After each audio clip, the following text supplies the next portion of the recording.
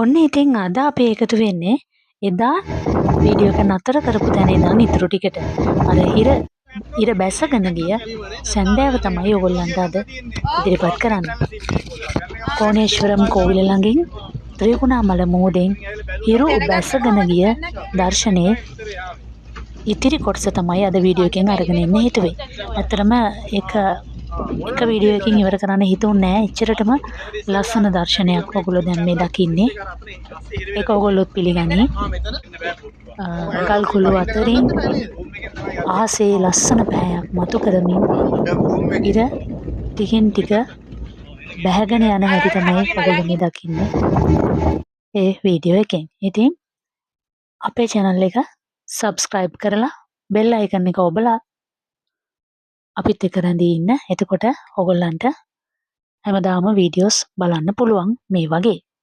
ලොකු වීඩියෝ එකකින් ආයෙ දවසක හමු වෙමු.